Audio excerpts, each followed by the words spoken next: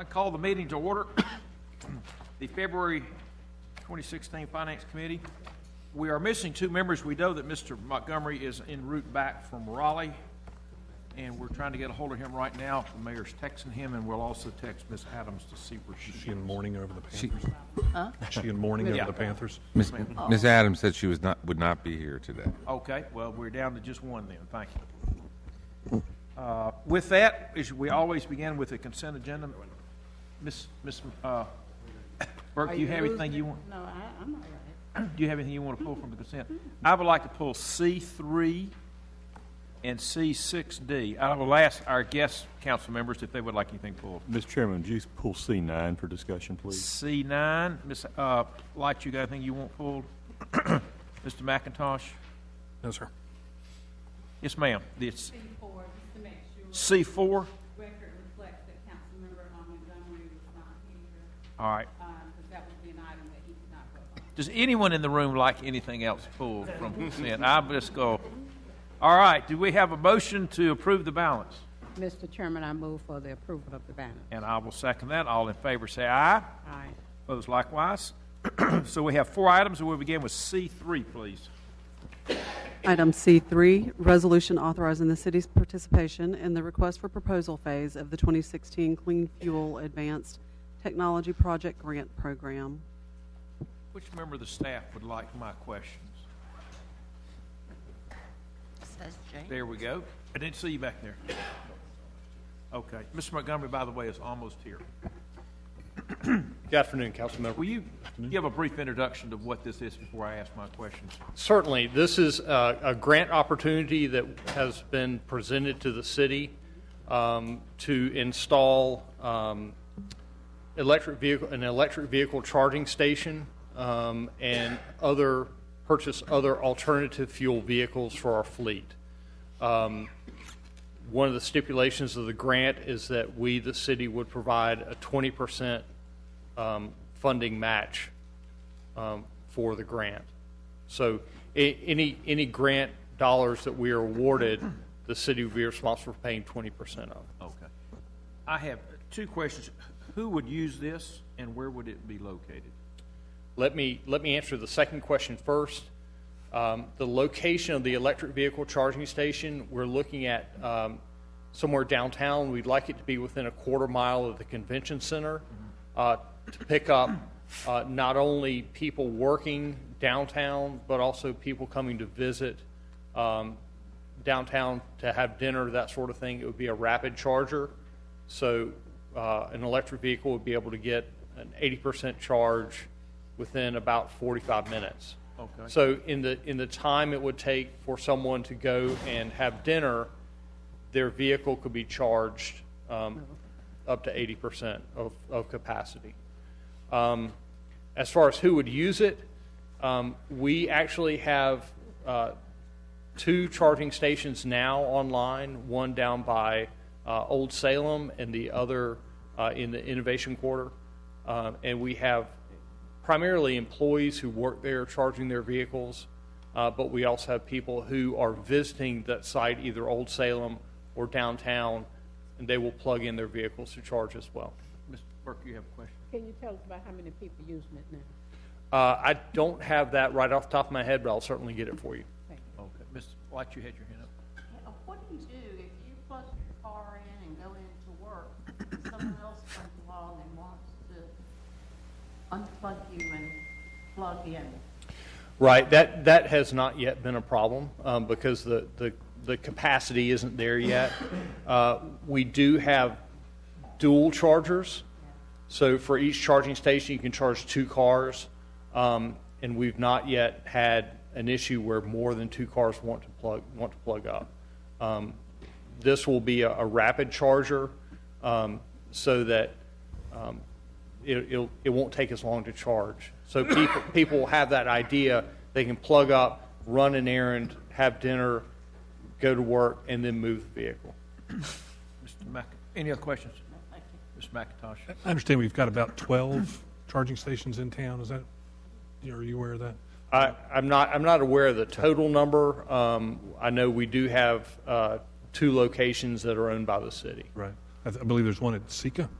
So, I mean, to some degree, this can be used as a draw for business. I mean, it's a good lead-in. And I think something to be conscious of is the fact if there's a rapid adoption of electric vehicles, it'll happen fairly quickly. We'll get to a tipping point, and we'll all of a sudden be looking at a need for quite a few of these. So I think it's good for us to get our hands on it, to have as much experience as we can, and deal with the kind of questions of how many people can plug into it at one time or another, and just to be prepared, because I think, like I said, when the adoption occurs, I think it's going to happen pretty quickly. Right.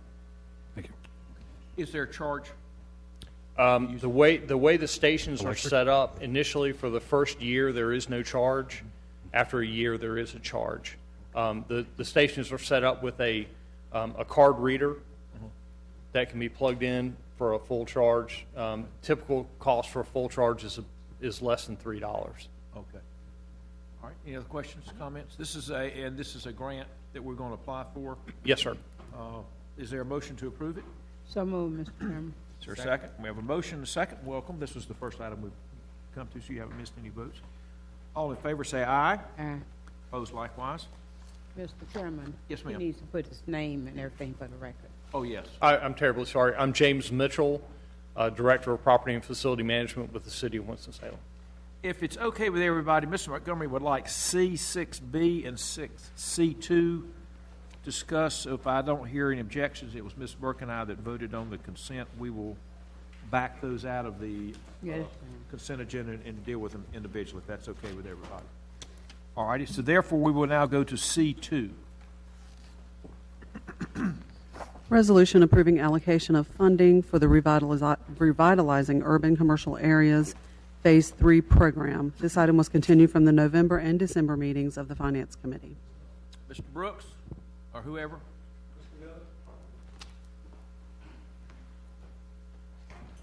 Mr. Montgomery, this was yours. Yep, actually mine was pretty simple in the sense that I'm asking for the items, particularly still pertaining to Old Greensboro Road. There have been a couple requests that I specifically sent out on that and have not gotten back, and so I'm simply asking the committee until I get those responses back, I'm not ready to move forward on those items. And so I don't have any question of status. You want to hold it in committee? Right. Do we just want to hold those items and approve the balance? Would that work?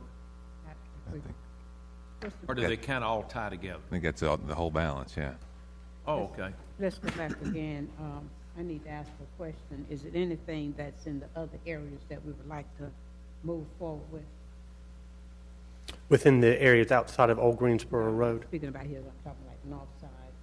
I mean, north, we would like. In December, council did approve an allocation for the Patterson Glen area, and that is not affected by anything that is held in, anything that would be held in committee this time. So nothing is affected in the areas when you see Box Mountain, Royal Hall Road? To date, applications have not been received for those areas. The recommendations included here do suggest or recommend that those that those areas do become eligible for remaining funds of RUCA. Okay, I need to ask another question. The market up there, the fresh market they're going to start, would that be included in here anywhere? The market for that is on Liberty Street. The market that's on over there on Glen. Okay. It's not.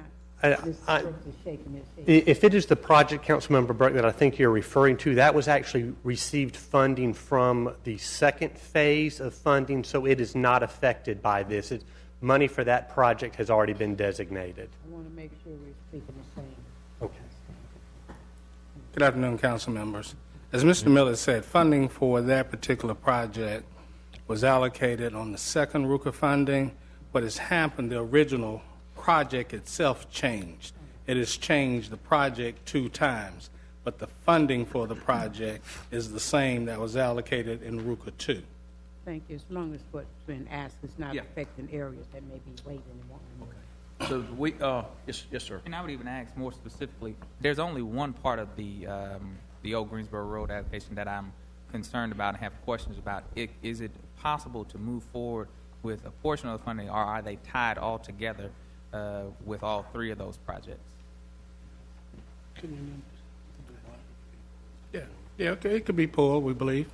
Don't believe that would be a problem. So which one? Okay, well, I would like to move forward both with the 30010 Greensboro Road and 536 Barbara Jane, and hold the 2936 Greensboro Road. Is that a motion? Motion. I second. So we have a motion to move 2 of the 3 items forward, and we'll hold the other one in committee. Okay. Everybody understands that? Any other questions or comments? Do we need to move on this particular item now? Yeah. We've got a motion, Okay. and you Yes, second. second. Yeah. Okay, that's the one. All right. Okay. All in favor, say aye. Aye. Opposed? Thank you. Likewise. Thank you. So we've now done C2 and 3. We'll now go to C4. Item C4, ordinance amending the project budget ordinance for the city of Winston-Salem, North Carolina for the fiscal year 2015-2016. Who would like to answer questions on this? I don't see Mr. Mine. Okay, Mr. Rao will answer them. Who? Oh, that's right. Yeah. That's right. So, we need to excuse Mr. Montgomery, Council Montgomery, from voting on this. So move. Second. All in favor, say aye. Aye. Opposed likewise. So we have excused Councilmember Montgomery from voting on this. Does anyone have any questions on it? Ben, why don't you just tell everybody what it is since we're getting ready to vote on it?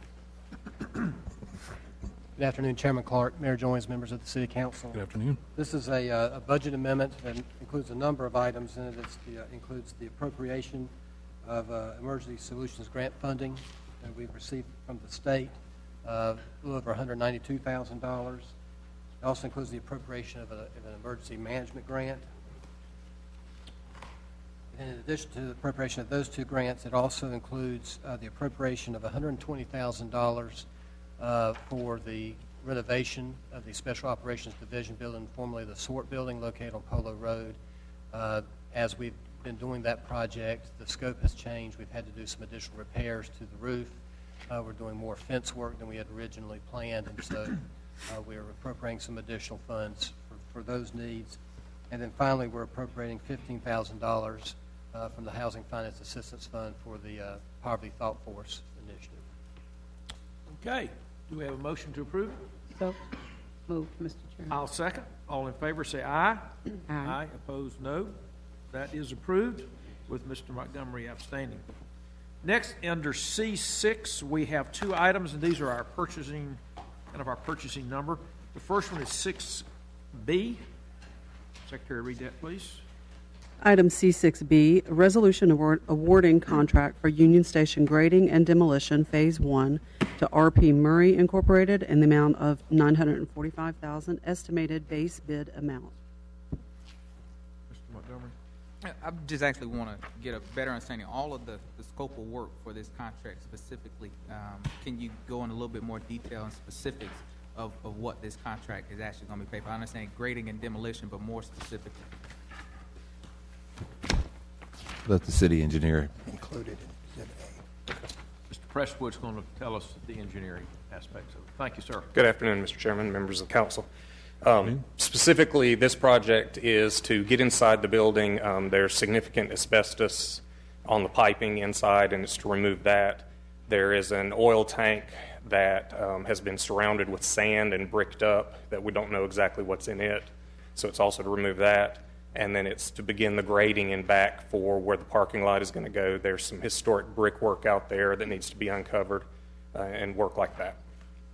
All right. And with the, particularly looking at the minority participation within the bid itself, is that specific to the actual contractors, or is that in terms of the goal that is set for the actual individuals doing the work outside of these contractors and subcontractors?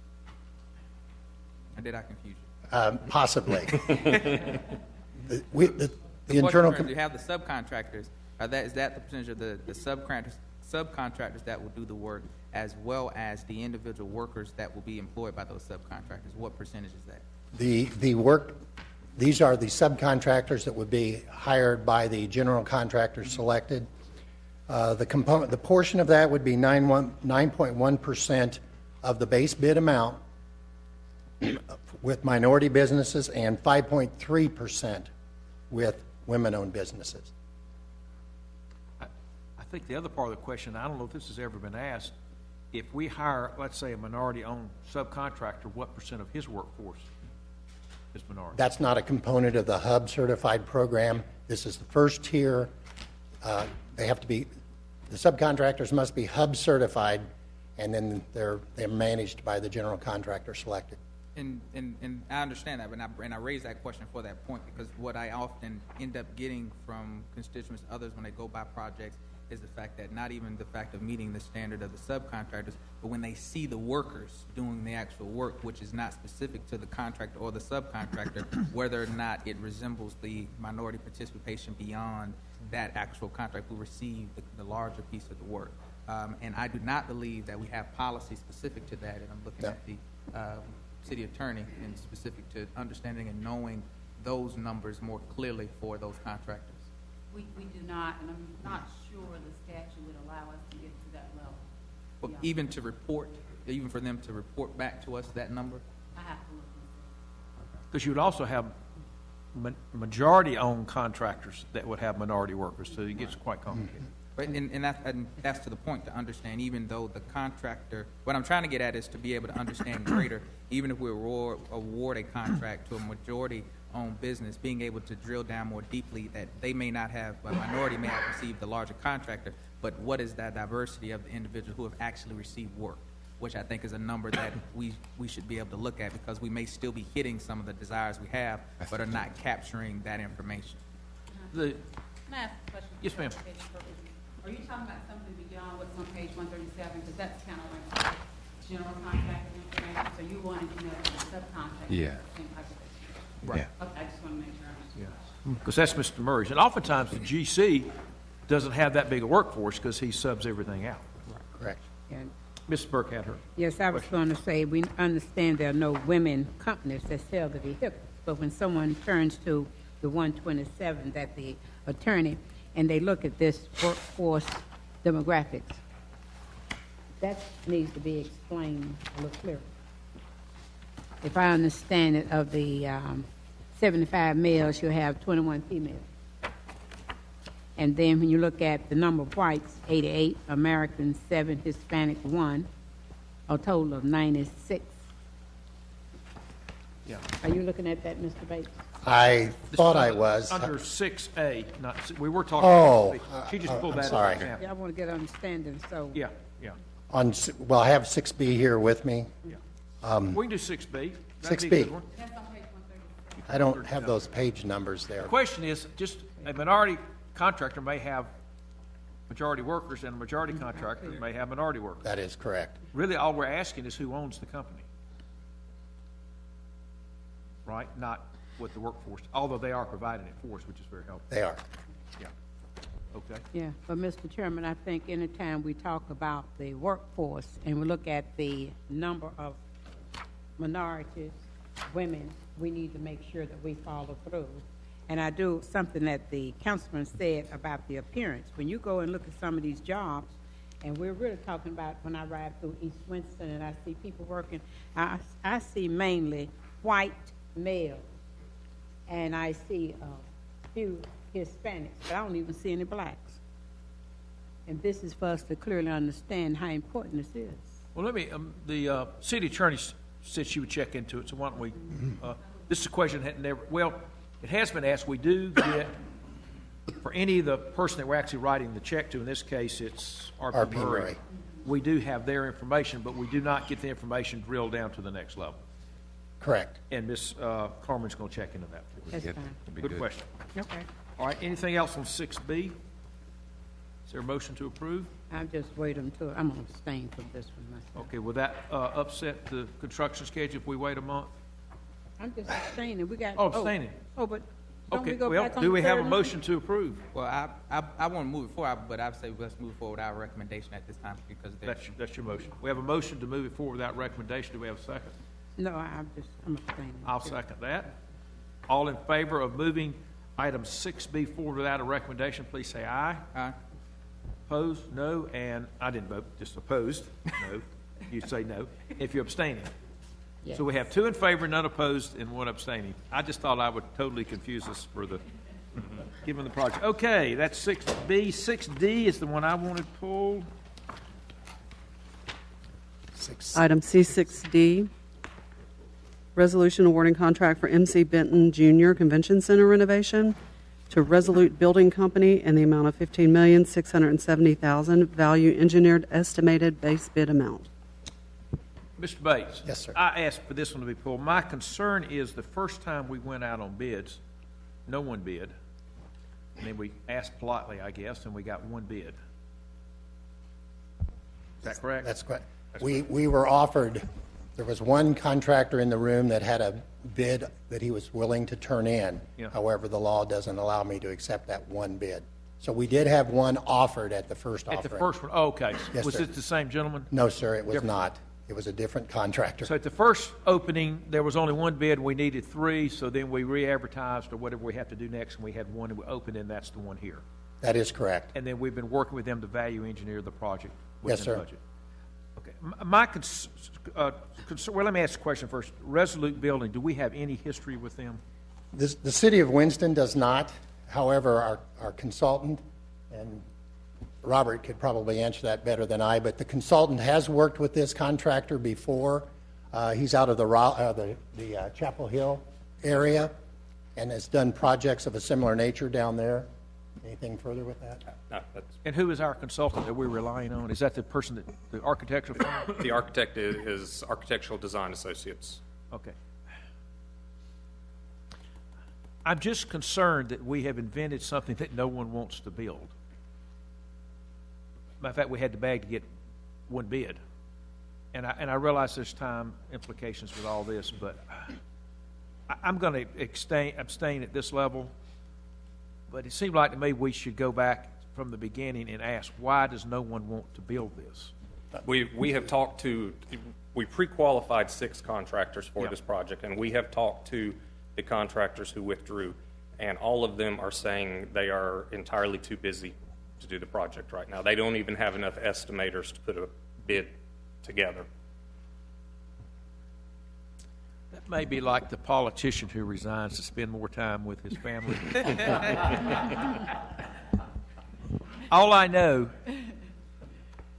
just 6B as an example, we had 3 builders there, we had 4 people that want to sell us cars, and we have begging to get one. It just concerns me that, again, we designed a project, whatever it was, be it time constraints, whatever, that no one wanted to do. Ms. Burke had I a was hand going up. to ask the city manager, when we got some information from the Visit Winston-Salem, does this have anything to do with the overbid? What, is this a different project? This is the same project. We were able over the last week to, 2 things happened. One, that Resolute came back and exceeded the minority and women goals. Their initial bid did not. And 2, we were able to value engineer it down within budget. I think the big issue we heard from contractors and from our architect about the timing was this one is so time sensitive. It has 8.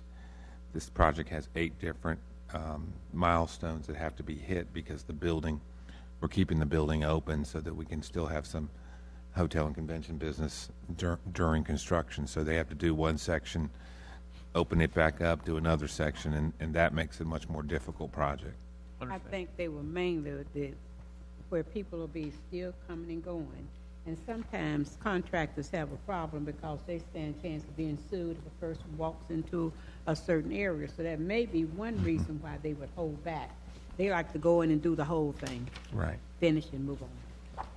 Okay. Mr. Montgomery had a comment, then Ms. Light, then the mayor. And that was the point I was coming back in terms of, I raised questions at the time in which we added the additional pre-qualification requirements on this particular one because of, I thought that we would be where we are in the sense of those type of restraints because we would dwindle down the number of individuals that we would quote-unquote qualify for it, and thus those being able to qualify, if they had issues, again, we would end up with less individuals doing that. And that's seemingly where we are today with that. But I would ask a question to the point of where we are. Have we looked at the financial consideration of if we did go with closing the convention center altogether and we're able to say, okay, we're going to close, what is the cost benefit to that in terms of what are we looking at with lost revenue, lost convention expenses, hotel dollars that are coming in compared to what we're spending in this way? And I haven't seen that. clearly Mr. presented. Rao, can you address that?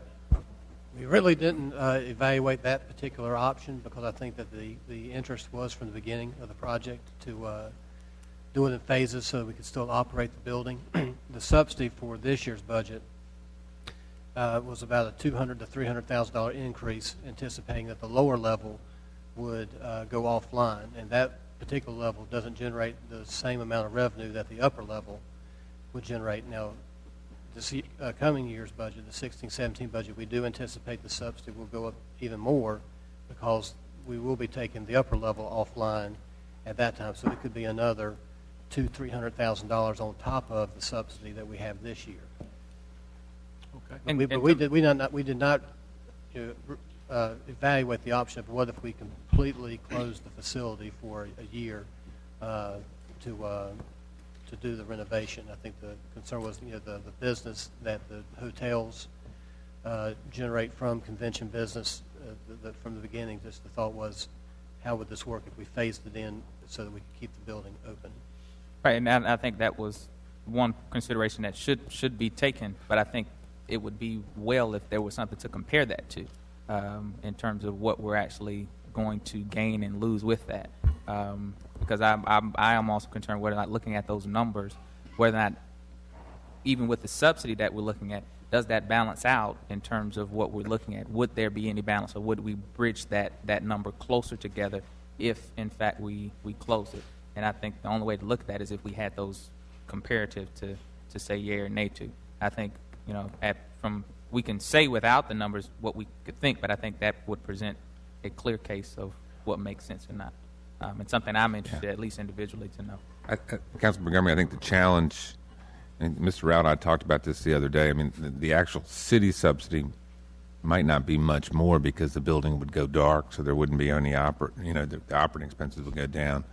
The challenge would be to the hotels first as far as room nights and to the ability to retain several of the major conventions like the home educators, these conventions that lock in, and what they said is if we go dark for a year and a half, they'll lose them and they won't come back. So it's the economic impact to the community from having into downtown, which was the issue. I don't think it's probably not much different in our direct budget, but to the whole economic impact, it was huge to shut it down. Well, and I haven't seen those numbers, and I know what we're saying on that, but it'd be well to quantify that.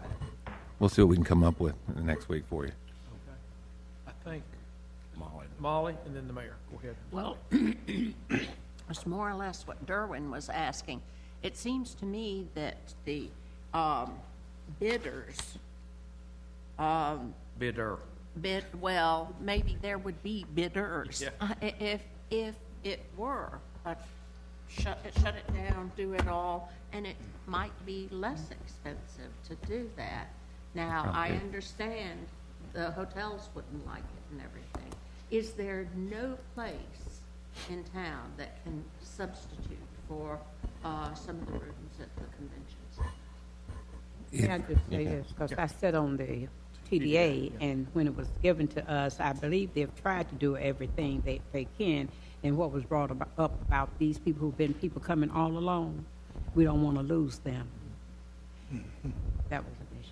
I think it's the large conventions. The small ones, might be able to go to the Coliseum Annex, things like that. I mean, for the home educators this year, we're even looking at the option of putting some of the exhibit space either in a tent or in the parking garage because to keep them here this year, it's this large conventions is the challenge.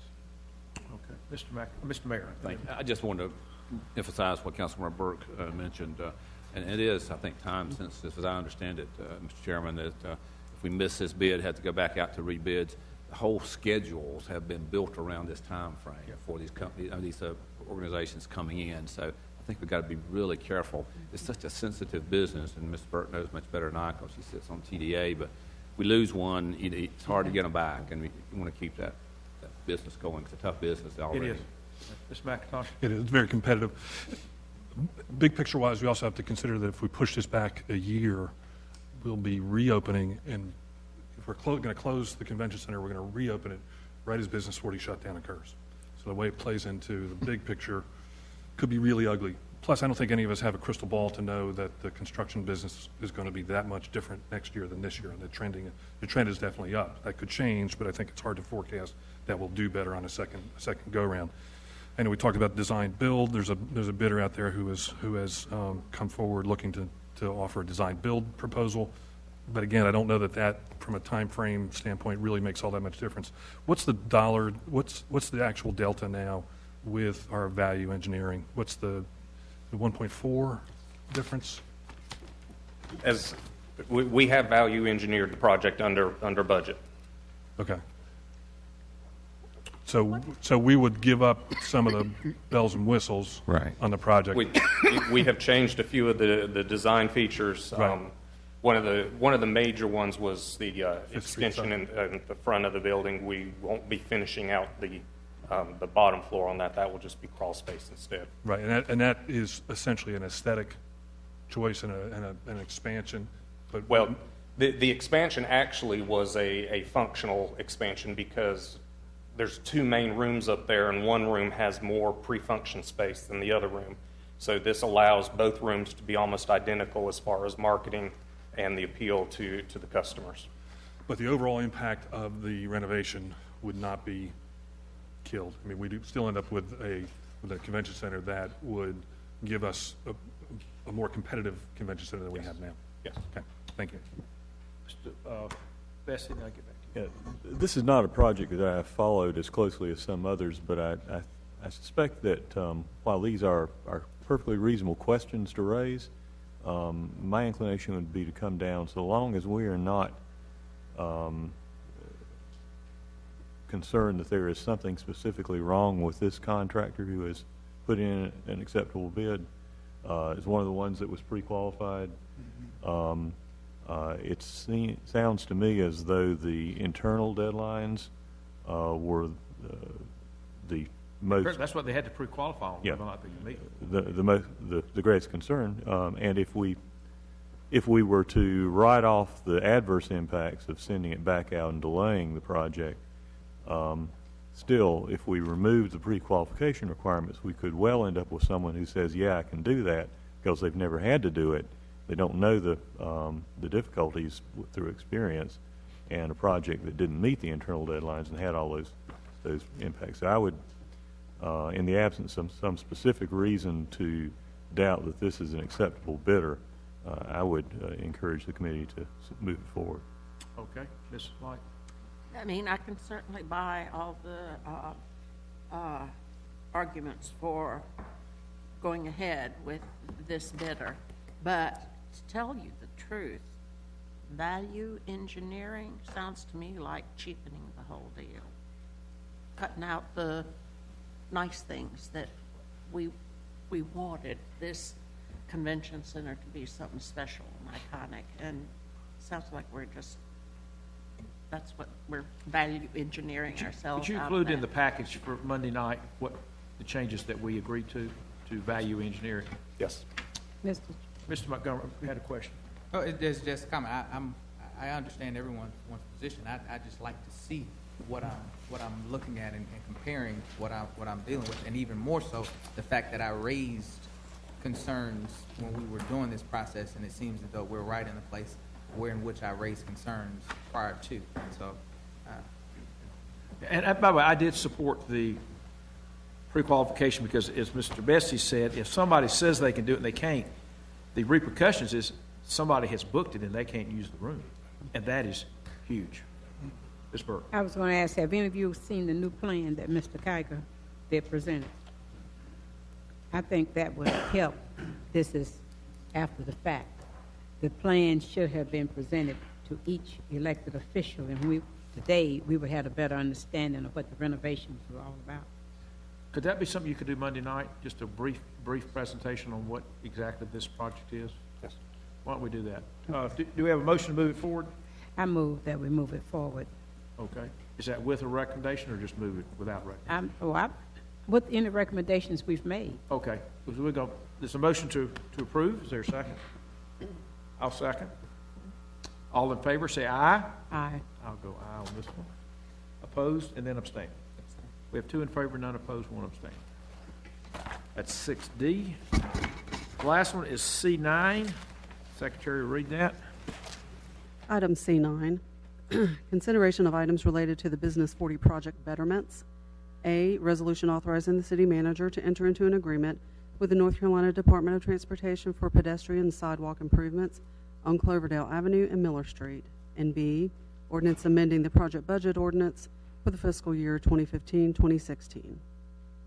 Mr. Turner, and I know this is in Mr. Bessie's ward, so I'm going to let him take the lead, but I do know we got a email on this that as part of this we're going to be transferring this to the state. Is that going to be part of this? Yes, Mr. Chairman, that'll go to the Public Works Committee tomorrow, and both items will come to City Council next week if the committees move them forward. Okay.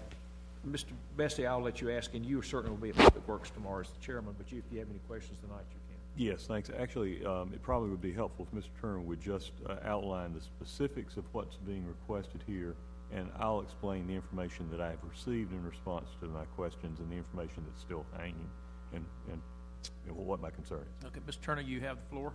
NCDOT is able, Mr. Chairman, members of the committee, to provide us funding for certain road improvements, but however, they're not able to provide us funding for enhancements on a project.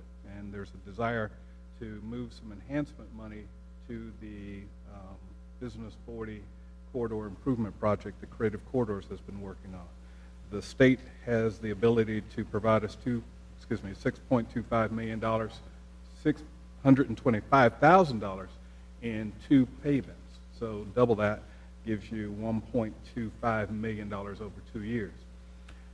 In order to accept that money, it has to be used on a state road for non-enhancement type activities. And we've identified several different projects that potentially could free up city money that could then be reallocated to the Creative Corridors project.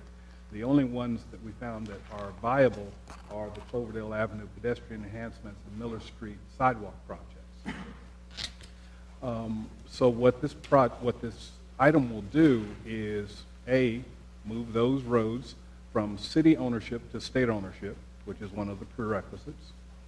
Then allocate the money that has already been approved for those projects through city funding to be funded, to provide that funding to the Business 40 Corridor Improvement Project, and to use the money from the state to pay for those projects.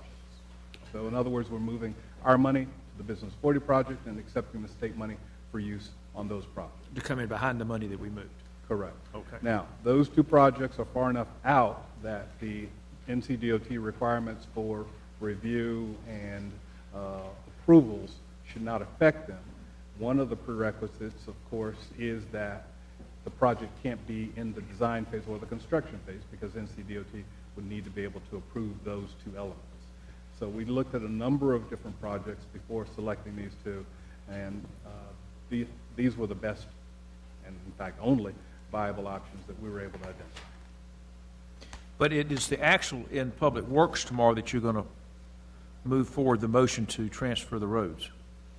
Since road transfers are something that have traditionally been done in Public Works Committee, obviously approved by full council, that additional item would go to Public Works, and the transfer of the funding mechanism that I just described is in front of Finance Committee and Public Works Committee. Okay, all righty. Everybody know what we're talking about. Now, Mr. Bessie, you have questions, concerns, comments? Yes. Now, of course, transferring the funding only works if you also transfer the ownership. That's right. It's all got to happen. So it has to go together, or we can't do either one. What you've got is a switch because the legislature prohibited DOT from spending money on so-called betterments, and in this case, we're talking about part of the funding for the aesthetic improvements proposed for the bridges. The concept was proposed of swapping some funds around, basically taking money that the state was going to previously through DOT spend on the bridge aesthetic enhancements.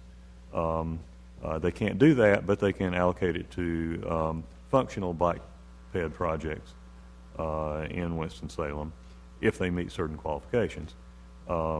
and the money that was going to go from the city coffers to those projects goes instead to the bridge aesthetic enhancements. I inquired whether there would be any jeopardy to moving those projects forward if this swap were undertaken, and I was assured by staff that no, those projects would remain solidly funded. I also asked whether there was any jeopardy to other projects that were being funded by the state on bike and pedestrian functional enhancements, like the Silas Creek sidewalk or the westward extension of Salem Creek Greenway, et cetera.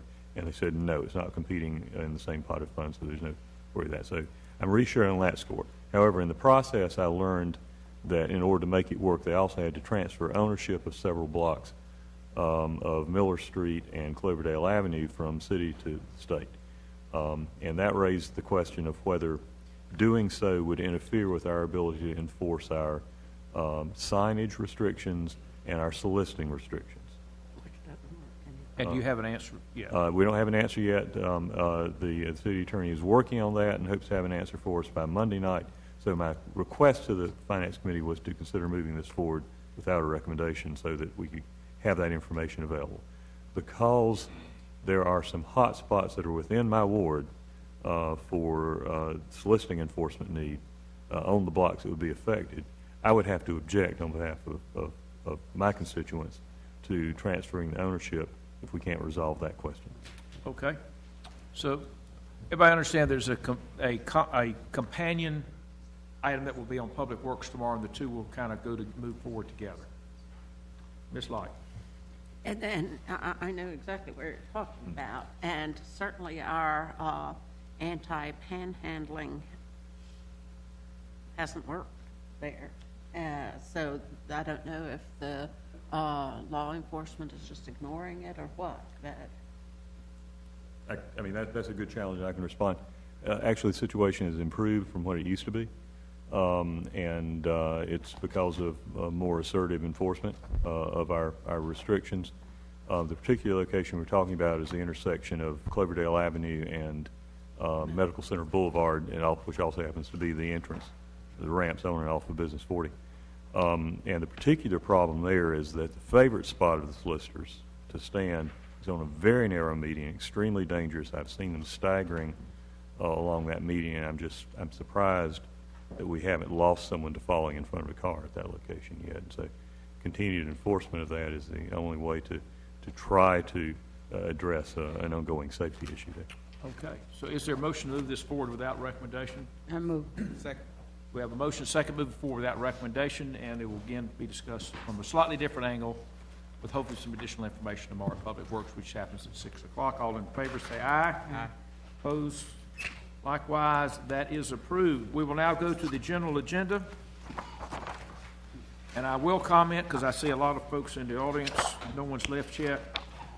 I will try to get through these as best we can, but I may jump around a little bit if it looks like we're running short on time, because I know there's some that are more time sensitive than others. But we will begin with G1, please.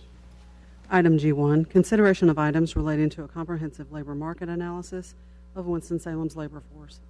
A, resolution approving funding to conduct a comprehensive labor market analysis of Winston-Salem's labor force. B, ordinance amending the annual appropriation and tax levy ordinance for the fiscal year 2015-2016. And C, ordinance amending the project budget ordinance for the fiscal year 2015-2016.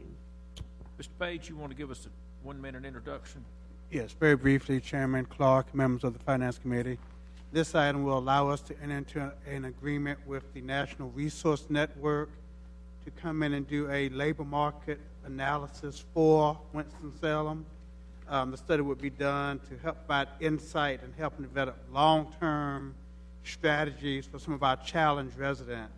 And as part of the study, the city would work with some of the key stakeholders in workforce development, such as Workforce Development, the Urban League, ESR, Forsyth Tech, Goodwill, some of those partners that are already in that arena, to help develop some long-term targeted intervention strategies to help assist these residents in their workforce employment opportunities.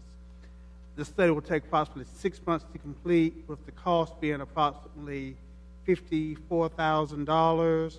National Resource Network would actually pay 75% of the cost plus 75% of the travel. So the item you have before you authorizes $17,500 from the general fund contingency to actually participate in this study with National Resource Network. Now, are we applying for it, or will we get it if we approve this? We've actually, it's already been approved by them. They've submitted a draft to us, so it's Okay. just a matter of now going forward with getting the funding approved. Okay. Any questions, comments?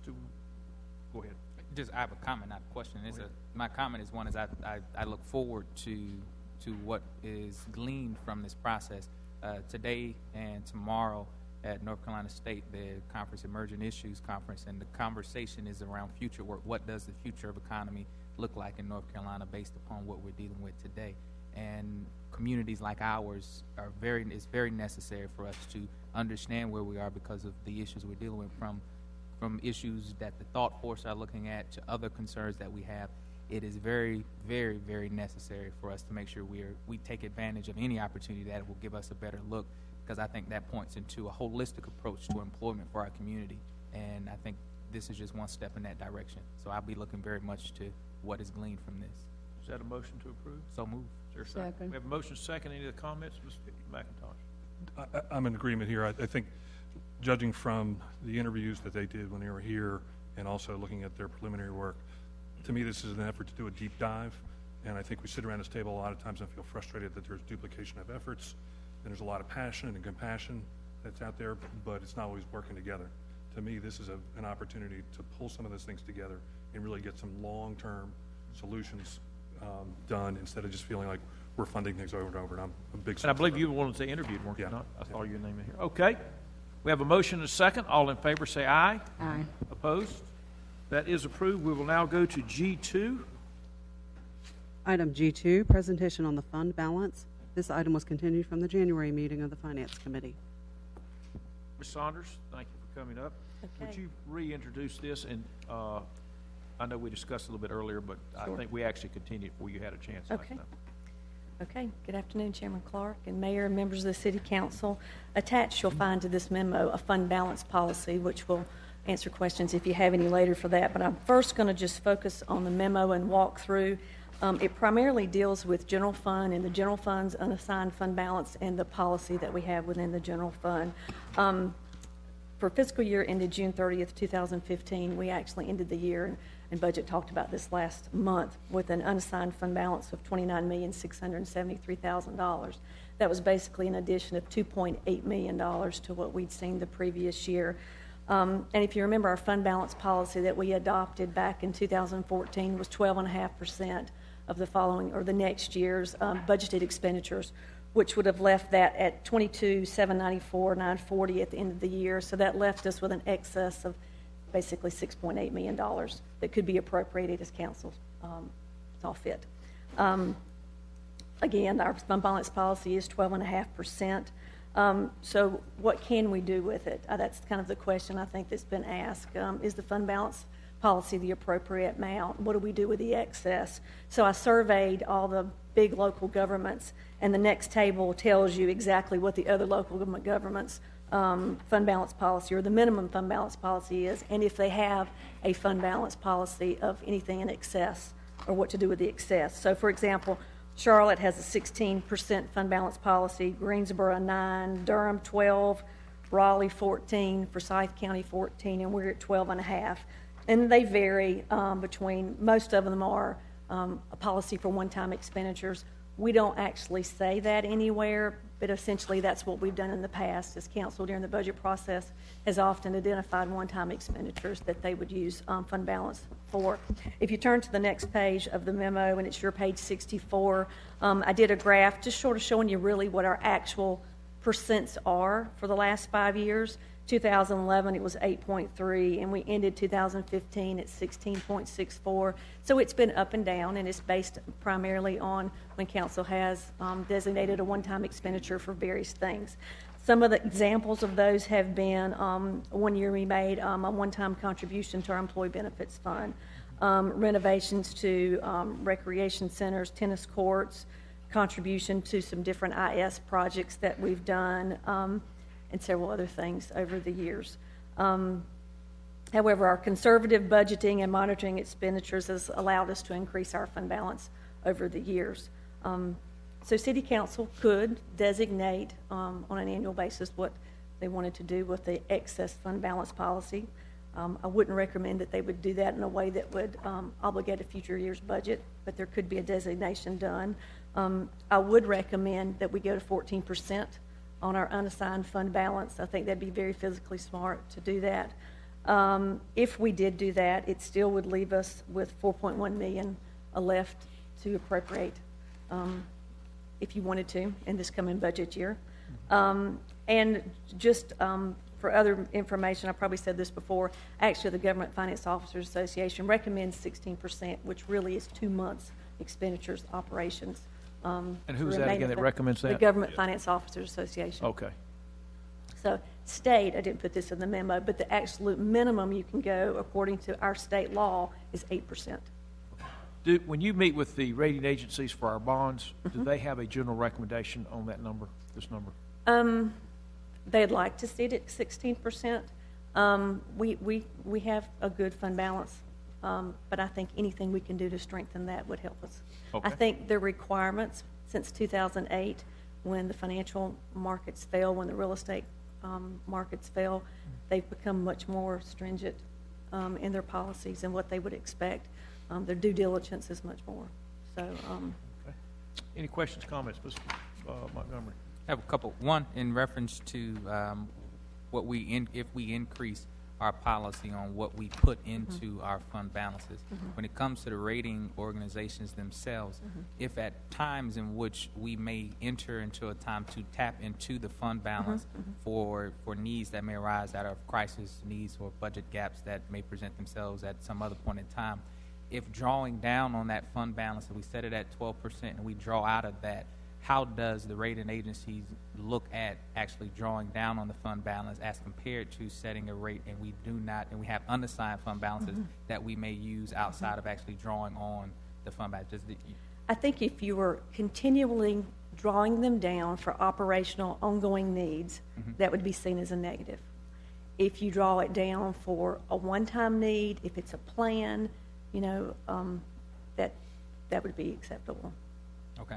And then my second question is in and around what has been part of the conversation brought up in the last budget cycle and budget cycle before that, and I think maybe even the budget cycle before that, and that is finding as a council, as a community, finding ongoing funds, particular funds that are able to be used to support housing and economic development projects outside of the funds that we consistently use today, which there are no funds that are going back into those funds more consistently, and being able to look at the end of the fiscal years when we have additional growth, a percentage of those funds being able to be placed into one of those different categories so that we consistently have those funds growing, and we don't have where we have mostly today. We continue to see a drawdown on those funds and not as much as going back into those funds as coming out of those funds, which in the future and even now can present issues if we have good projects that come forward and we're unable to anyway participate in those. And so this is the council as one consideration that has been brought up in the past, and will continue to advocate that we find some way to continue to support those. And you could assign in general fund, sort of like a separate savings account in general fund, if you will. You could make an assignment for. Is that a recommendation? No, I'm saying you could do that. Any other questions, comments, Ms. Burke? I was in communication with the city manager the other day about our community development funds. It is a need that we need to find some funding, because you have to ride through some of the neighborhoods to see the blighted neighborhoods, the absentee landlords, and also the vacant lots. So community development, I even had a conversation with Mr. Brooks. We keep adding and asking for things to happen in the neighborhoods, but we are pretty soon going to run out of the money. So I think that is important, that we should have some type of way to sort of get some more money.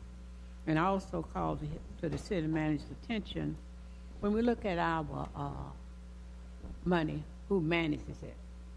And when we change from one company to another company, I think we need to be made aware of why you change. as an elected official, because some years ago, all of us, you went with us, to look at the people who was rating our money and managing our money, rather. And then if we're going to change who's managing the money, we need to know why. You, as chairman of the Finance Committee, most certainly, it ought to be shared. The mayor ought to know. And I think we have, when the last time we changed from people managing our money, and what reasons did we change for? I think, well, let me answer it two ways. First of all, we have an investment advisor, and then under the investment advisor, we have investment managers. We did a request for proposal for the investment advisor in 2008. I'm in the process of doing another one right now. Should go out in a couple weeks. Our investment managers are actually directed by the authority through an investment policy of the city manager and the chief financial officer to engage in one of those. And they are actually brought to us by recommendation of the investment advisor. And it's not just a particular manager. There are different types of managers, as, for example, a large growth manager, a small growth manager, a different manager of the financial market for our equity investments that we have. So, Mr. Chairman, as chairman of the Finance Committee, I feel that this committee, we ought to always know our money, who's managing it, and when there's a reason to change. Not we trying to micromanage the city manager, but I think this is something that's most important. Also, at one time, there was a man in Charlotte and his two sons managing our doing something, but we changed. Did we change from that? That actually was our financial advisor who worked with us on our debt financings.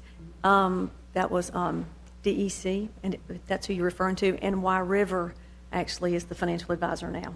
And then we were in New York when we saw those other, who were they?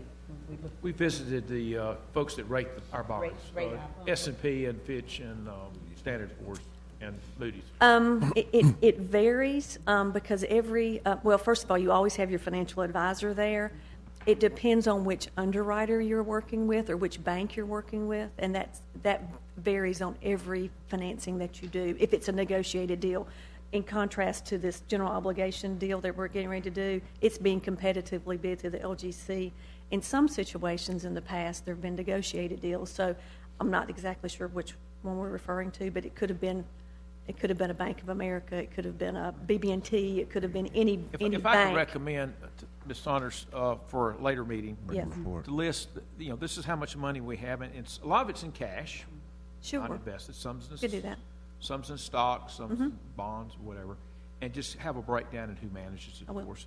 But what she says, and I do sit on the Police Retirement Fund board as an ex officio member, and that's about $140 million, correct, something like that. That's about right. And that is where we have an active manager, and he picks the. We have a manager of the manager, so to speak. Correct. But we can review all that. Be a good idea. I'll be glad to. Mr. Chairman, may I finish? Yes, ma'am. My recommendation, Mr. City Manager. That is what I would like for us all to be exposed to. Yes. And I feel that whenever we're talking about our money, we're supposed to be the stewards for this money. And we're supposed to be able to communicate with the taxpayer how we spend it and what it's going for, because we're transparent. Absolutely. So I'd like for my recommendation to be followed up with, sir. Thank you. Okay. Okay. Thanks. Any other questions for Ms. Saunders? Mr. McIntosh? I know we talk about a lower limit that we want to have as far as a percentage. At what point do we reach an upper limit and we start to talk about what's the mechanism for, as we reach the upper end of that limit, and where it is right now, it's at 16.64%, so obviously it's somewhere above there. But do we start to, one of two things, either lower tax rate or look at other funds to put that into, i.e. build up our economic development fund again, some housing funds? I mean, how does that mechanism work? Let me try that one. Yep. Yeah, I wouldn't suggest you lower the tax rate because it's it's one-time money, and so you'd be doing that every year. One thing you could look at is if we were to raise the lower limit to 14%, the council could adopt a policy for whatever the amount is above that 14%, which this past year was 4.143. Right. I mean, you could adopt a policy where out of that 4.1 or whatever it is, 25% goes to housing, the Housing Development Fund, Housing Finance Fund, 25% goes to the Economic Development Loan Project Fund, and then the other 50% stays in something like that stays in general fund. That's on a yearly basis, just based on whatever. Based on whatever happens, and if, of course, if we don't have anything, and 25% of committed. zero is zero. So yeah, it just depends. It depends on what we end up with each year. And we do have an opportunity every budget year to look at that number. Right. Okay. Ms. Saunders is recommending we approve a 14% floor, I guess. It's for information here, but if that's something you Okay. would like me to bring back, I can. I don't specifically have a resolution here. It's Well, why don't I just a suggest memo. this information? Why don't you bring that back Okay. as the thing, and also put in there Ms. Burke's comments, which are very good about a little more information on what we do with the cash. I can do that. And while you're at it, go ahead and show the other side, show the money we owe, and I a will. lot of that's water and sewer bonds, kind of what those are and interest rates and that type. Okay. We'll see the complete picture. Okay. And Yes, sir. I would say I support us continuing to grow more financially sound in all of our policies. But for me, when we're looking at the fund balances, particularly in what we have at the end of the year, I am going to not support anything that changes those dollars and doesn't look at those other two categories, because it's that important in terms of us being able to find that. And so I would ask that at the time we set that floor, that we're also considering the opportunity of those other percentages. And I may be the only one who desires that, but I've consistently talked about it, and I just don't want to continue to be in a place where it's something that we're not doing. So I'd like to see us move to actually institute that policy. And if we're going to change the policy now, I think that this is a time to consider that. So if we're going to bring something back, I would like to see something brought back that it includes any of those two components, even those percentages. If that's a realistic percentage, then those are percentages that are brought back as something for us to consider. Okay. Thank you very much. That was for information only. We'll now go to G3. Item G3, request from Wake Forest Innovation Quarter regarding amendment to the 2007 Economic Development Agreement. Mr. Page, why don't you educate us on this? Okay, and I moved over here. I'm going to need the Elmo in just a few minutes. Back in 2006, the city approved an economic development agreement with Wake Forest University Health Sciences totaling up to $4.8 million. And under that agreement, they were going to construct 3 new facilities with an estimated taxable value of $47.6 million over a 10-year period. That 10-year period ends September of 2017. Under the agreement, the city's assistance was based on 2 different types of funding. One was a fixed amount that was provided over a 10-year period of $288,575 per year for 10 years, and the other was a non-fixed payment, which would be equal to 85% of the net new taxes generated by those 3 buildings that were constructed in the Central District. And I'm going to pause just a minute and sort of show you the boundaries that I refer to. I'll talk about the Central District. But it's the Central District is that area. They've sort of redefined what the boundaries are, and the Central District doesn't exist anymore. It's now consolidated with the Northern District. But the Central District used to be that area just north of Business 40, just west of US 52. It ran up to 3rd Street. That's the new Technology Parkway through there, and there's Church Street. So that was the old boundaries for the Central District. So they were going to be constructing these 3 buildings in the Central District within a 10-year period. All of the city funds were going to be used for public infrastructure improvements during that period. The payment term was for 10 years, or the incentives were for 10 years. However, beyond that 10 years was a second 10-year period of guaranteed taxability of at least 100% of those properties. Thereby, the properties were at least guaranteed taxable for at least 20 years. The agreement also stipulated that if Wake Forest University Health Sciences failed to adhere to the terms of the agreement and construct the buildings during that time period, or at least a minimum of 100,000 square feet of new office, laboratory, light industrial space, then they would have to repay the city all fixed incentive payments previously made under that agreement. And to date, we've paid a little bit over $2 million under that 2007 agreement. Because of several factors, including the length of period that it took to actually relocate the railroad and to build the new parkway through there, the stormwater retention pond that took a while, the downturn in the economy that no one anticipated, and just the ability to advance the northern district because of the availability of historic tax credits, the central district has not advanced as originally planned.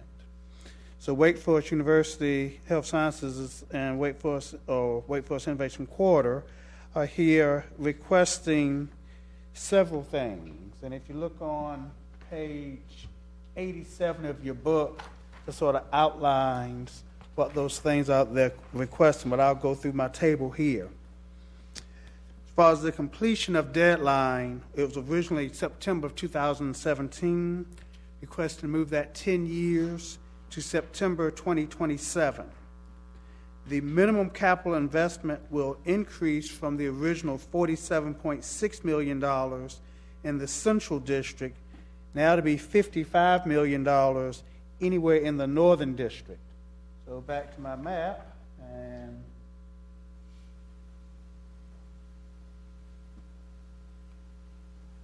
the Northern District boundaries are very much the same as the starting point for the old Central District boundaries. However, now instead of stopping at 3rd Street, go all the way up to Martin Luther King Drive is the northernmost boundary for the for this area that they're looking at trying to invest $55 million in. Also, the minimum square footage was originally 100,000 square feet. Now it would be 150,000 square feet. The guaranteed taxability period was at least 20 years from completion. Now it will be at least 20 years from completion plus an additional 5 years for the existing building, which is known as the Dean Building in the Research Park. The amount of the incentive payment remains the same, $4.8 million, so that does not change. The amount paid to date does not change. The balance due does not change. Again, the amount of the overall incentive payment does not change, nor do the jobs change. One of the other significant changes regarding residential development. Right now, they don't anticipate building any residential within the 150,000 square feet of office, laboratory, or light industrial space. However, if they do, it would have to adhere to the city's workforce housing policy. Otherwise, there'll be a 10% penalty for their failing to achieve that goal. But at this point, they do not anticipate any housing being part of that. In addition, the county's commitment also is unchanged. I think the county actually has considered their request and has approved their request, and they're now before you all asking for similar consideration. Happy to answer any questions and have Dr. Tomlinson and Mr. Pleasance here to answer any questions as well. Okay, Ms. Light. Tell me if I hope I'm wrong about this, but the focus seems to be shifting to the northern district rather than, and the central district has sort of been left. Am I correct in that assumption? That was what happened originally was that, and I'll let them sort of address that, but the central district was going to be new construction. They haven't done any new construction. The northern district was more tax credit projects. So I think the focus is still new construction of those 3 buildings, but it could be anywhere in the park now. Well, anywhere in that northern segment of the park, which now is a combination of the old central and northern districts. Correct. Any other questions, Mr. Montgomery? Yep. Couple questions. One, I was just say for comment in terms of looking at the extension itself. On principle, I am not opposed to the extension because I think that this, along with other projects that we've seen that we've done some type of incentive agreements for that have tailored over the course of time frame of downturns in the economy, we've seen them take longer to produce what was originally in those plans. So I think on principle, there's room for us to look at how we extend that. But more certain, it comes down to that specifics of the agreement that will make that happen. And so a couple questions in that, and that is going back to the area in which we're looking at, moving from calling it Central District to the Northern District, which this will now apply for the totality of what Innovation Quarter now considers the Northern District, which goes from the bottom at Business 40 all the way up to MLK. So that the area is now expanded to include a larger area in terms of which the agreement will apply to. Yes, sir. And so with that, and this may be a Dr. Thompson or a Graydon question, I know the reason why the development changed in terms of its location, and in terms of why development didn't happen as much in the central and moved so to where we see it happening more so today. But what is in place or moving forward that will help the growth and development in what was formerly the Central District, moving in that direction? Because I think that's the point that I think maybe Councilmember Light was hitting on. And is there anything that would help in that direction? Mr. Thompson, if you give your name and address for the record, please.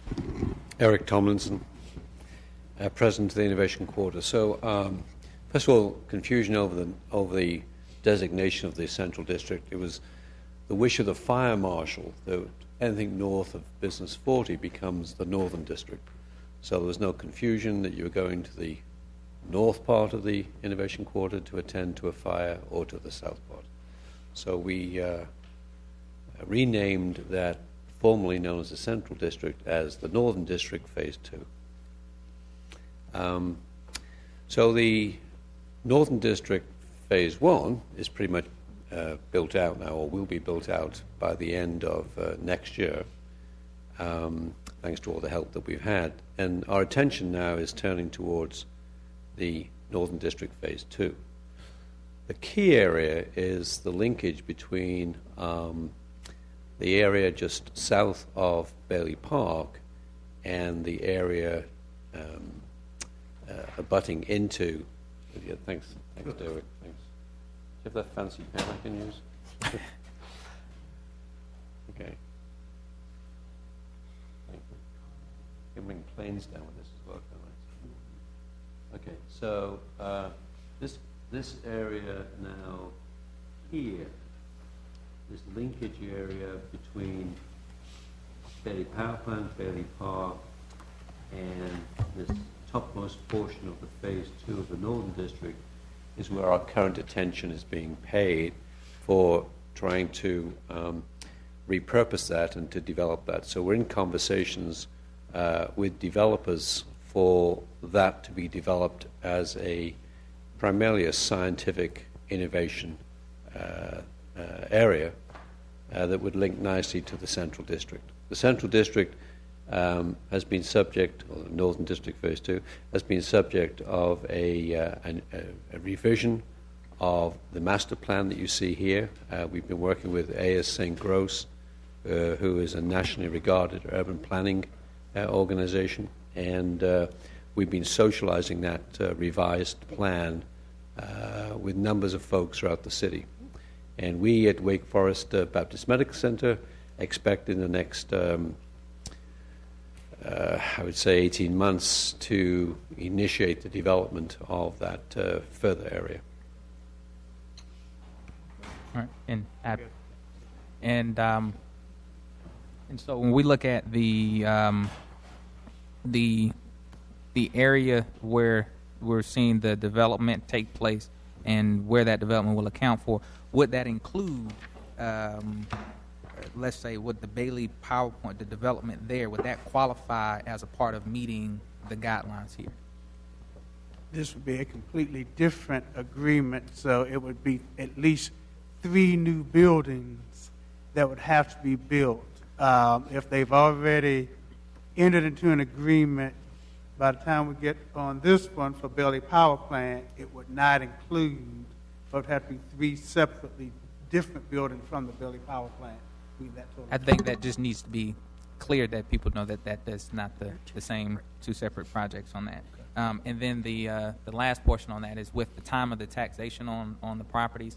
One question that I would like to know is if at any point after the time frame that's in the agreement that the properties are no longer quote unquote taxable, what is the municipal financial responsibility of providing services to the area? And I know you don't have that right now, but I would like to. I think that's a number to be understood. I'll just go around. Several people have hands up. Thank you. And obviously, nobody knew what was going to happen in 2008. I wish we did. It would save a lot of money. But the fact that the recession hit, the fact that the push towards the historic tax credits we knew were going to go away, so the medical center made a very wise decision and utilized the tax credits while they're available to use that space. I think this is a good accommodation to extend the time out. We are getting more development. We're getting more taxable time on the buildings that Wake Forest did not have to agree to. And the fact that I think Dr. Thompson's been a little bit modest, that site there, North Phase 2, is probably the most prime development site in the city. You got 14 acres of land on two sides of Research Parkway sitting at the intersection of US 52 and Interstate 40. Mm-hmm. So I think giving an additional 10 years is very appropriate because we need to be patient and not just do the first little project that comes in. It's much like the super block project there. The city was very patient and held off and got a major development there. So we need to give enough time to allow that to happen in the right way. So I think okay. I'm going to echo that. I mean, I think if the developer had gone forward in 2007, 2008 and done spec projects, we'd have a whole lot more vacant space on the horizon than we have now. So I applaud holding off on it, taking a measured approach, waiting for the development to fit the client coming in and matching the two up. So I think that's a very, very positive thing, even though it's taken us more time. I do have questions about whether housing would include hotels as a part of it, as far as a definition, or I would imagine we're really probably talking about condos and apartments fitting into that category of housing versus a hotel, which would be more of a commercial usage. Right. Certainly the plan at the moment is for a mixed-use development that would include residential, high-density residential, but not necessarily a hotel. Okay, but the question is, with you got an obligation of $55 million, would that include a hotel if it was built? Is that what you're asking? Would a hotel count against? I mean, you've got some stipulations in here that that housing doesn't count towards it. Is that correct? Yeah, I don't think it's applicable, frankly. The 55 million would be industrial, office, I think some retail, office, but hotel has not been mentioned as part of the $55 million investment. So it would not be included. To me, it would make sense that would fall into it because it is a commercial activity, and we've had a hotel project come along. I would think it would, could fit into that. So I would not want to see that excluded as part of that. The other question I had is about jobs and jobs transferred, and I think you all know where I stand on that. I would think we'd want to see the vast majority of these coming from outside the community versus transferred from within the community. Right, and that's the whole intent now. Right, thank you. Ms. Burke had her hand up. Yes. I'll get you. I'm sorry, I didn't see your hand enough. Go ahead, Ms. Burke. Thank you. I continue to be excited about the project. I see an area that was just, and now I see it just developing. Every evening when I'm in that area, I like from Patterson right there and going on down toward Yogi Open and then heading toward Liberty. I like what I see. As Mr. Page was talking, he said something about 3rd to Martin Luther King Jr. Drive, and I wrote down, now again, what will be in that area from 3rd down to Martin Luther King? Third up to Martin Luther King. Yes. Well, other than what's already there. Yes. It's just going to be. Well, we have. You say from 3rd, I need to get an understanding. When I go down Martin Luther King, and I go to 3rd, if I'm coming from 5th Street, I make a right turn. Right. And I go from 3rd on up to where you are. So from back to Martin Luther King, that will be in the area. Will anything be Huh? No, That's not the same. that's not the same. You're talking about on the east side of 52. But you're talking on the other side. Yeah, this is purely on the west side of 52. That's a great question for another occasion where we're trying to understand that part. I bring that up. In talking to some citizens, they feel that's good, but you should be heading a little more into the eastern part, down to Martin Luther King, if we're going to embrace and develop. That's something to be considered seriously. We'd love to consider that. Certainly the effort that's underway now in East Winston for understanding the community's wishes for that development, we're part of that conversation. Yeah, I'm not the council person in there, but we who have lived in this city, we would like to see from the investments that minorities have as far as RJ running, that Wake Forest would embrace it and think about it seriously. I probably You be can around share. whenever You it can is. share Wednesday if you like. Say what? Well, we are undertaking, together with Councilman Montgomery, an assessment of the wishes, if you will, and the possibilities for that area from the community. And that's an urban planning process that's underway. The outcome of that remains to be seen, but it's obviously very exciting for us. Yeah, I think it's something to be serious. Yeah. Thank you, Mr. Burke. Mr. Bessie, you've been patient. Thank you. I'd like to go back to a question that Councilmember Montgomery raised regarding what's eligible for the 55 million and 150,000 square feet. Now, we've already approved a package for Bailey Power Plant. So that does not potentially. It's got to be new construction. New construction. I just wanted to confirm that. New construction. Hadn't happened yet. Okay. Capital N. Let me point out, excuse me, you finished? No. Okay, go ahead. And the second question is, I understand this, but I want to make sure that the media understands this. We're not talking about raising the incentive total. We're talking about extending the period of time during which you can make use of it for new construction. Okay, very good. Thank you. The mayor said it very well. When we got into this, we hit the Great Recession.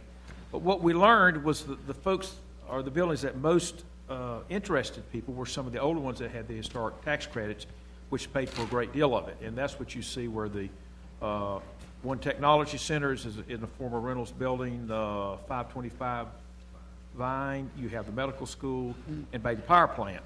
But we're and then Inmar is in a building. I'm not sure which number that one is. 635. 635. But I think we're about out of buildings. We are. So and it was also mentioned by the mayor that credit's going to run out at the end of 2017. So there was a reason to concentrate on that. That's done.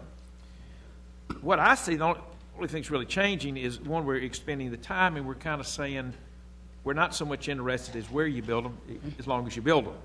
And I would guess that people might want to be next to the medical school or next to one technology center, and that you're going to build out from that nucleus, I would think, versus someone going way at the end of the park. I particularly like the fact that we get another 5 years of guaranteed tax benefit out of this. So thought you would. 20 to 25 years. So, and I'll say this: how much have we invested in the research park? 500 million, 600 million. Well, in that northern area, that it's over $400 million, and totally now it's $563 million, and by the end of next year it will be $800 million. So just round it to 500 for what we're talking about right now. Basically, during the Great Recession, we were able to do an awful lot, and I am very excited about what we're going to be able to do when we're not in the Great Recession, which is where we are now. So anyway, I am trying to be constant of the time. Did you have a comment or whatever? Go ahead. Two other things I had a long list. I couldn't read my writing. Okay. It was two pieces. One, the first piece, and we kind of just, Councilman Clark touched on it just a bit, and that was in reference to the CDI. And I've gotten consistent conversations, different perspective on where CDI is and where it's been placed within the Research Park Center for Design and Innovation in the southern portion of that. And I'm sure that there are a lot of reasons on it ended up there, and then it's particularly siloed. And that's been the thing that I've consistently heard from individuals was, why was that not given the opportunity to be changed location-wise in terms of it kind of being isolated on that southern end of the park, and it sits by itself no other development really anticipated to come in that direction, probably no time soon, and it is not as connected to the rest of the park and what's going on. And for me, that's a legitimate, I guess, question, and I think a legitimate response and something. I don't know if you have a response now, able to respond to that or mention anything on that. And then the other point of it, and this will be another question, it's on the housing portion that's in there.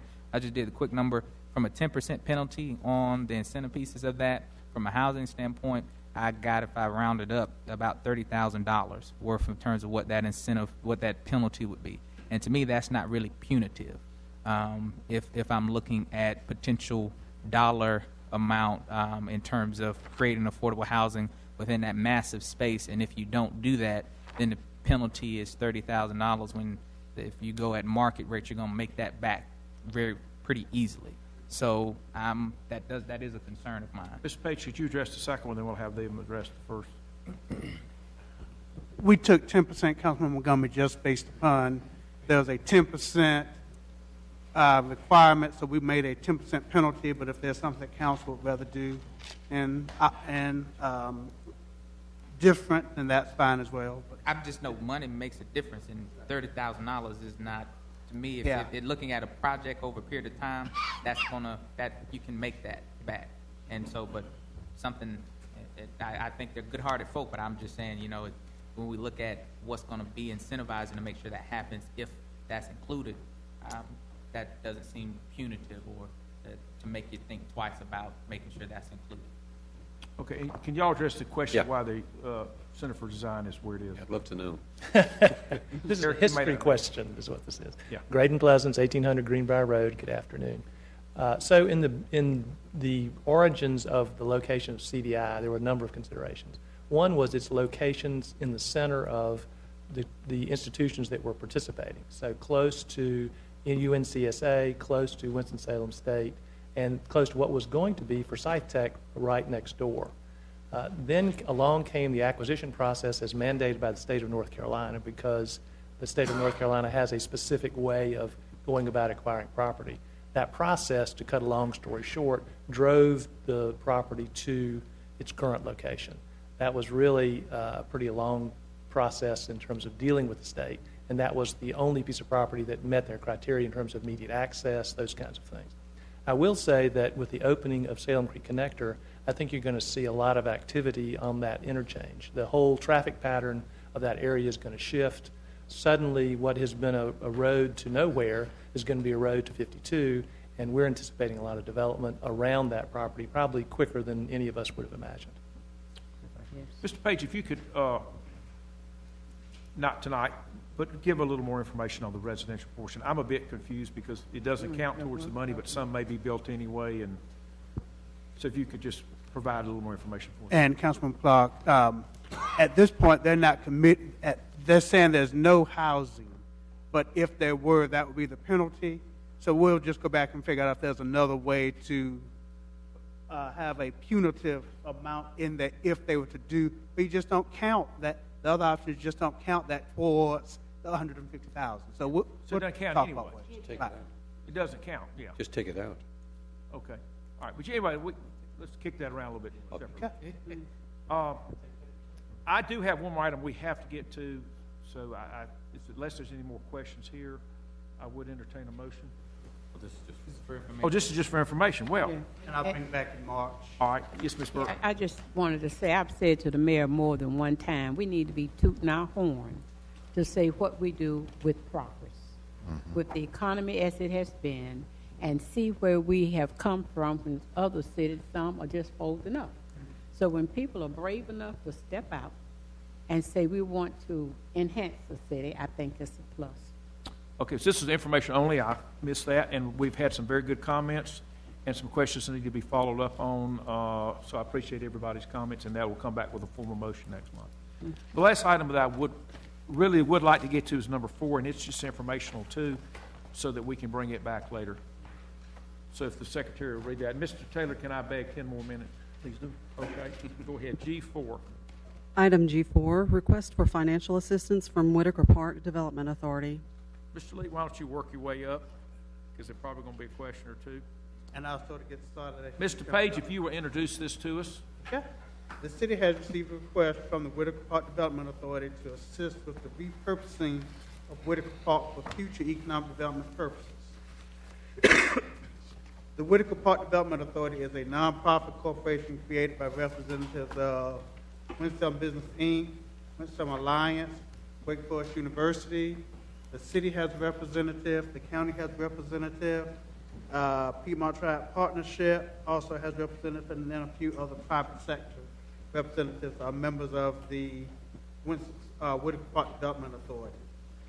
In early 2015, R.J. Reynolds announced a donation of a large portion of Whitaker Park, approximately 125 acres plus 1.7 million square feet, to the Whitaker Park Development Authority for future economic development opportunities. Whitaker Park Development Authority will redevelop the property into a mixed-use development park, including manufacturing, distribution, research and development, retail services, and residential uses. And the project should significantly enhance the overall economic vitality of the city. A major challenge for the Whitaker Park Development Authority is to separate the infrastructure of what has been the donated properties, or what will be donated, from the remaining RJR facilities. It's estimated that it will cost well in excess of $8 million to do the separation of this infrastructure. The request that we have received from Whitaker Park Development Authority is for $4 million financial assistance to assist them in the separation of some of this infrastructure. The city attorney has reviewed this and has determined that through the creation of a public-private partnership, that the city is able to participate in this project and do a couple things. One is we could provide up to $2 million of city funds towards private enhancements of a couple of buildings in the research park. The city would receive a support and ownership position in the buildings, and the city's loan would be fully repaid with reasonable rate of return upon the sale of one or both of the properties. If the buildings are leased, then the city would receive a pro rata share of the lease payments to satisfy the city's equity interest. As funds come back into the city's coffers, they'll be used for future economic development projects based upon council's decision and recommendations. The remaining $2 million will be used to compensate Whitaker Park Development Authority for the fair market value of the real estate conveyed to the city, along with the necessary infrastructure improvements that would be made. So we purchase real estate with half the money, and we're buying interest in buildings with the other half of the money. And we'll do this through the public-private partnership. Okay, and the real estate we're buying is land or building? Correct. Yes. Land, and the participation is in a building? Correct. Okay, all right, thank you. Say- Questions? Sorry. We're buying some land, just straightforward, but we're also investing in two buildings, but we will not own them completely. There'll be other investors in them. And we will either get a share of the money if it's sold, or part of the rent if it's rented on the buildings. If I may, with respect Yes. to the land, it's the same thing as when the city goes out and purchases easements and interest in property to basically install the infrastructure for sewer, water, and storm drainage. So it's like, it has rules that real estate has had. Okay, all right. Mr. Leak is here, who sits on this board. You do Not on the board, no. You're just here as an expert. They asked me to help. I will say Ms. Adams, who's not here today, is our representative on the board. Correct. Oh, you're on it too, okay. Mr. Bessie. The property that would be transferred under this approach, is it currently taxable? Yes. Would it remain taxable under an agreement, or a payment in lieu of taxation? The underlying fee would remain taxable, but of course we would have the easement interest for all the infrastructure. So there would probably be some difference in the value based upon the fact the city has the public infrastructure and the easements and so forth. And I guess the tax office will figure out what change that. I think we need to understand what the adverse tax revenue impact would be. Okay. Mr. Mayor? Yeah, I think I am a member of the Whitaker Park Development Authority. This is a nonprofit corporation. Everybody on there is a volunteer. Every project that's been done here is for a volunteer organization. this could be one of the most significant economic development projects, I think, in the history of the city. Got 125 acres, 1.7 million square feet of land, potential to create upwards of 10,000 plus jobs here in the community and repurpose some really fine buildings in the community. I think Innovation Corridor is a good example of how a donation by a company reusing these buildings has worked. So, and the fact that $2 million is a loan will get repaid either through the ownership piece or the leasing, and then the other is the real estate piece.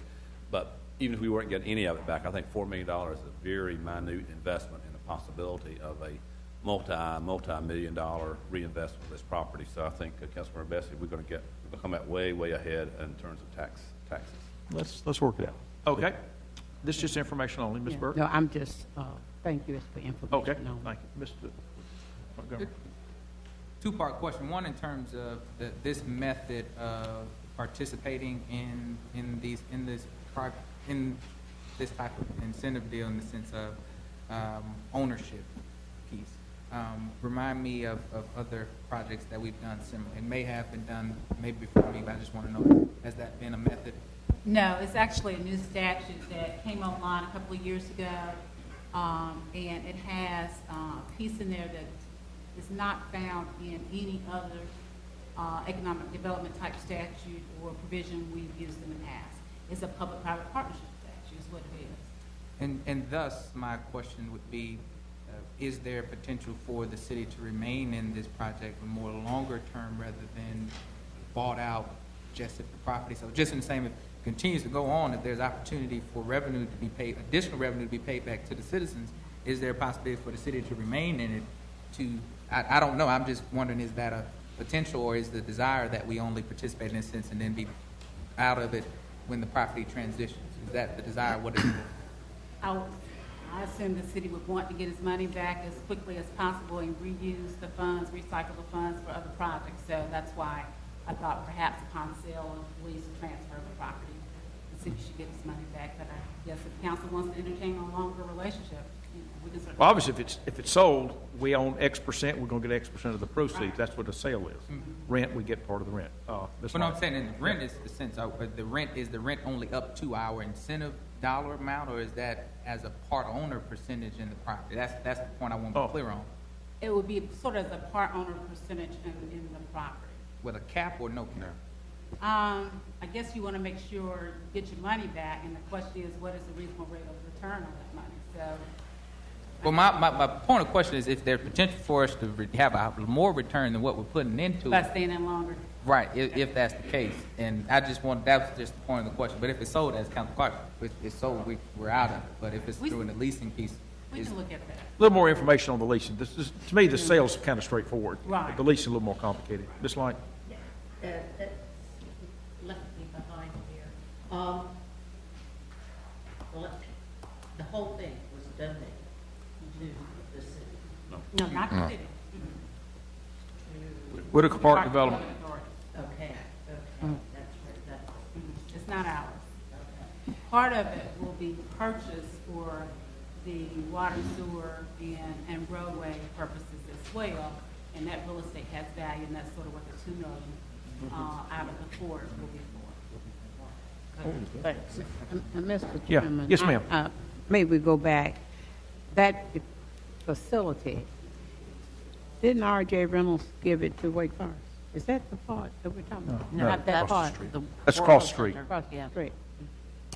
But that was, just get us some history, period, on that. Yeah. I think it might be helpful when you bring it back with the thing to actually have a map would be good. Because it's not all of Whitaker Park. What Ms. Burke's referring to is the Old World Headquarters, which Wake does own. And it's not all the buildings within Whitaker Park, but it's most of them, or a good number of them. I just want to ask a question that goes to our risk level. Bob, we're putting $2 million in this building. What do you think the market value of that building is that we're investing $2 million in? I mean, we're at a very low risk level. Depends on the use. Bob Leak, 1080 West 4th Street, Winston-Salem. As you know, you're in the real estate business, the value depends on the use. If you were going to construct a building of the type that most of those gifts are, you're looking at probably $50 to $60 a square foot. And you've got, 1.7 million square feet of space. So right there, just the replacement cost, would be $50 to $75 million. So our position's pretty secure from a risk standpoint. It is indeed, and if I might, Councilmember Montgomery, even if you sell your interest, you're still going to get tax benefits off of that property forever. So, this is not a nonprofit as far as taxes go. So, you would get paid back, but any investment that goes into those buildings is taxable investment, and that revenue stream will continue to benefit the citizens of the community during that period of time. Just for information. Just for Yeah. information. If I can conclude there, because I'm running out of time, and I do have one more quick item. Appreciate the information. When you bring it back, maybe, again, a map would be helpful, maybe a little information on some of the details. Just to echo what the mayor says, I do think this is going to be on the same level as the research park, and I believe there we've had a 25-to-1 return. Am I quoting that number right? I think you're going to see a similar return here. And we have put in some money into the research park. We built literally a park there with grass and an amphitheater and things of that sort. And they need some help here to get the utilities separated. When Reynolds owned it, they didn't care if the water was separated because it was all their employees drinking it. But now there's going to be different folks. We got to separate all that out. But anyway, I do appreciate that, Bob. Thank you. Yes, go ahead. Just the point of the way this process is going to be done with the ownership stake. I just mentioned that I think comparatively to other incentive projects, this secures our interest much more than others have, because when we've done and participated in the past, it has been on the merit of the project itself with only the clawback ones on the dollars back, but by having ownership, again, that's an additional security method for us as a city. Thank you. Last time, I did have one person sign up. Miss Allen, would you like to make a comment? And I can give you about 2 minutes because I'm having to pay for this rented time. If you give your name and address for the record, please. Joanne Allen, P.O. Box 284, Winston-Salem 27102. First of all, I'd just like to say that what I would like all of the committee members to actually do is to think about what you're doing. I don't know if you ever heard of the term called influence peddling, but Congress passed a law back in 2012, 2013 regarding influence peddling, which makes it illegal to actually come in and use your position and your authority to become wealthy or to do favors for other individuals. And the only thing that I'm going to say at this point in time, because I will be talking more about this at a later time as well, is the fact that what I'm charging today is that this city council, and hopefully maybe everybody don't know this, but hopefully you all will check into it, that we cannot continue to do business like this. We didn't just start in 2008. We actually started with Wake Forest, Winston-Salem Business, Inc., the Winston-Salem Alliance. If you all don't know, this is past a conflict of interest. This is no longer a conflict of interest. This is called influence peddling. Please check it out, because these are the charges that I will have against certain individuals. Thank you. Thank you, ma'am. I did omit the last item. I don't see Mr. Minor. Oh, you were going to do it, Ben? Well, you just got booted. We can do it next time. Thank you very much, though, and I thank the Public Safety Committee for being diligent. We had a lot to go over tonight, and I thank you for it, and we'll start in 5 minutes. Public safety will begin at approximately 6:20. 6:20 on public safety. We're adjourned.